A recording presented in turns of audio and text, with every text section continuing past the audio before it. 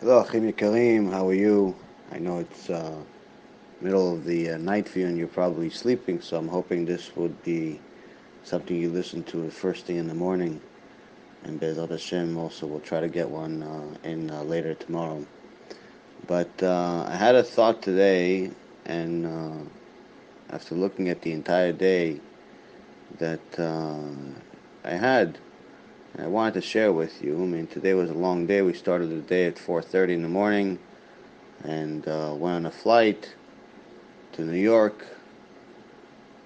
Several hours later, we arrived, got to this waste of time meeting that took up 90% of the day, finished,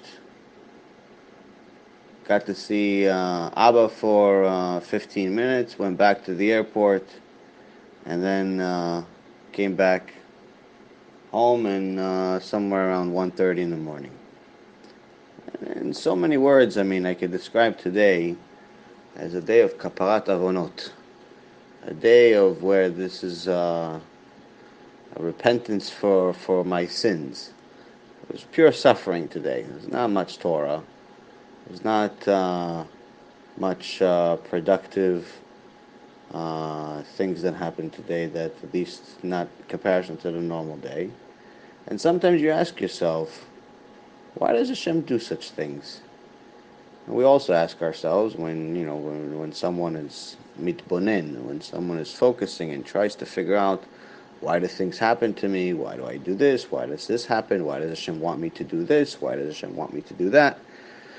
I think every one of us, at least once in a while, if not even more often than once in a while, asks, why does Hashem want to do all of these things? So this week's parasha is Parashat Shmini in Sefer Vayikra in Leviticus chapter 9. Moshe Rabbeinu tells Am Yisrael a message that sometimes we don't remember. And even if we remember, it's not in our top of our mind, it's not in our conscience, it's in our subconscious. In verse 6, Moshe Rabbeinu says something that can change everyone's life. It's a simple statement. It's not something that's there's no magic trick to this statement. There's no major chidush that perhaps you haven't heard of. But sometimes it's good to remember. Moses said, this is the thing that Hashem has commanded you to do. Then the glory of Hashem will appear to you. ויאמר משה זה הדבר אשר ציווה אדוני תעשו וירא עליכם כבוד אדוני. In so many words, Moshe Rabbeinu is telling us the main reason for every one of all of the mitzvot that we're ever going to have to do. Every one. The ones we understand, like for example, kosher, we know that it's healthy for us. It's better quality food, especially with all the videos coming out in the recent years of the disgusting nature of non-kosher food. It may taste good to people that eat it, but when you look at what goes into it and how it's made and the torture the animals go through and the diseases they have people that are not Jewish sending me emails explaining to me. One specific guy I'm thinking about right now, this tzaddik, he's not Jewish, and he says to me, I was in the butcher business, and that's when I realized that the only way is to eat kosher food. He was in the business. He gave me some more details, but I don't want to discuss you first thing in the morning. But anyone that wants to check this stuff out on the internet, you can see what happens to non-kosher animals and how they do it. It's quite disgusting. Point being here is that we see that there's a benefit to it. Is that the real reason why Hashem brought it to us? No. What about praying? Someone prays. A Jewish person is obligated to pray at least 3 times a day. For a man, a woman is required to do it at least once a day. So you pray in the morning, you say Kriyat Shema, you say the Amidah, you say a few Tehillim that come before and after the prayer. In the afternoon you do mincha, and in the evening you do arvit. So we say, okay, this is a something that the sages started with. Shachrit was Avraham Avinu, mincha was Yitzchak, and arvit was Yaakov. So our forefathers did it, so that's why we're doing it. Is that the reason? No. What about when we do bracha before we eat bread? We have to wash our hands, 3 on the right hand, 3 on the left hand, and then we have to remain quiet until we do the blessing on the bread, and then we eat the bread. Is that the reason why, we see that, maybe this teaches us patience? Is that the reason why we do it? No, it's not the reason. On Yom Kippur, day that we have to say I'm sorry, the day that we have to appeal, because if our judgment in Rosh Hashanah did not come out to our favor, Yom Kippur is the appeal. Many people think that Yom Kippur is the most important day of the year, for it's the day of judgment. The mistake is that Yom Kippur is actually the day of appeal. It's important because it's the last chance. But in reality, if you did good on Rosh Hashanah, when you prayed hard, you wouldn't need the day of appeal. But since we don't know what our judgment is, we all show up. Just that someone that knows that they prayed their heart out throughout the entire year, and especially during the day of judgment of Rosh Hashanah, knows that, Yom Kippur, Baruch Hashem, is another opportunity to connect to Hashem. But maybe he's not as worried as one who, this is the first time he showed up to Beit Knesset the whole year. So we know it's a good time to say, I'm sorry. Is that the reason why we do it? No. Moshe Rabbeinu is telling us there's one reason of why Hashem told us to do everything.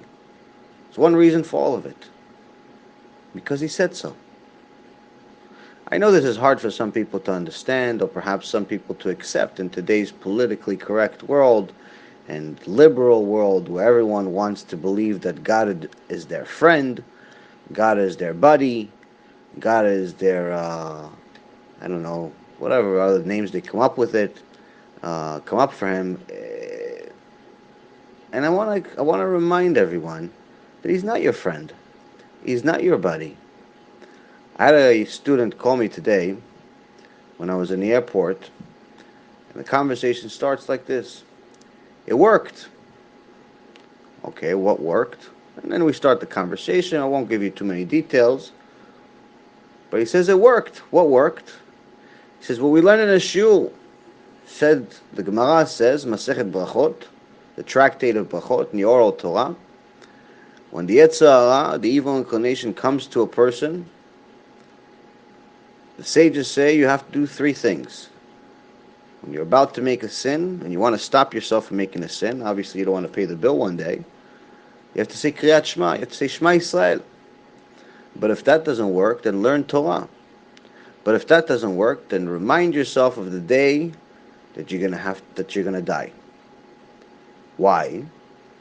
What is this pattern, this strange pattern of things? Kriyat Shema reminds you that there's a God. There's a God. There's a God that created the heaven and the earth, and there's an eye that's watching, an ear that's hearing, and everything that you do is written in the book of God. When you say Kriyat Shema, you remind yourself of those things. There's a creator that's watching you, especially when you sin. If that doesn't work, if that's not enough to convince your evil inclination that it's not worth it to make the sin, then it says to learn Torah. Why learn Torah? Because Hashem said the Yetzer Hara is so strong and so smart. He's smarter and stronger than all of mankind that ever lived. So the sages ask Hashem, okay, if he's so strong and he's so smart, how can we beat him? He said, I created the Yetzer Hara, but I created a potion, a poison for him. What's the poison? Torah. Torah is the ultimate purity. It's the purpose of the world. The purpose of the world is the Torah. Let's not mistake. We are not the purpose. The Torah is the purpose. How do we know? Because the Torah was created before us. Torah was created 974 generations before the world was created. And if Am Yisrael would not accept the Torah, Hashem would destroy the world.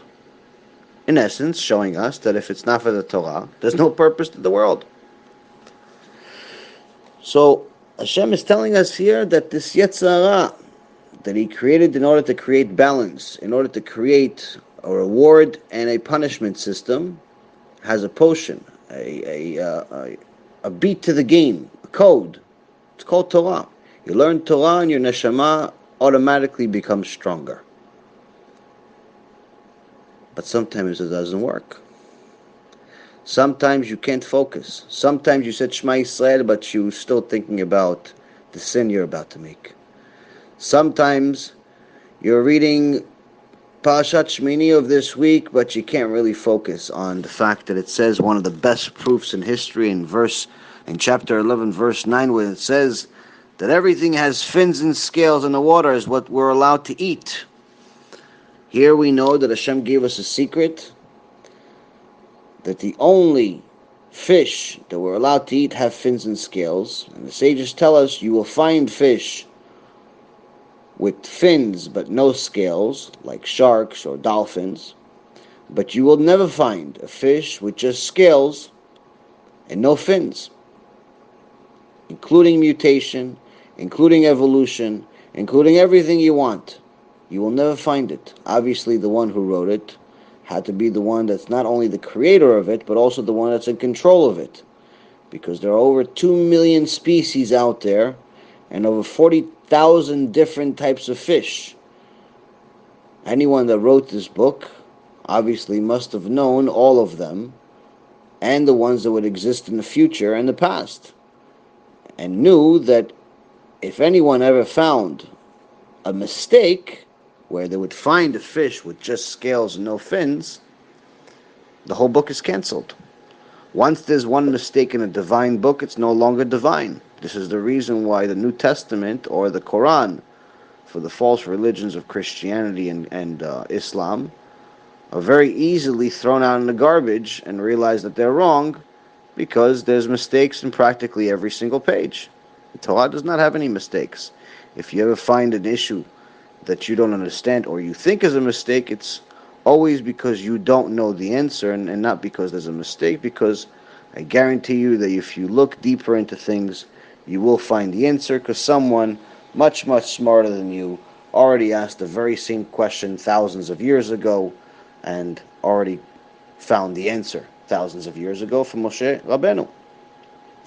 But back to the issue at hand, Hashem is telling us, use this Torah, this beautiful Torah that has scientific proofs, medical proofs, historical proofs, everything you want, ways to live our life. It has the secret, but sometimes I can't focus. Sometimes my mind is on the Yetzer Hara. That doesn't work. So step 3, Hashem is telling us, remind yourself of the day you're going to die. Why? Not because Hashem wants us to be morbid people that are depressed. Quite the contrary. He wants us to be happy. You're obligated to be happy. The Shekhinah cannot be part of your life if you're a miserable person. Just like we learned from Yaakov Avinu, Yaakov had 2 names. He had Yaakov and Israel.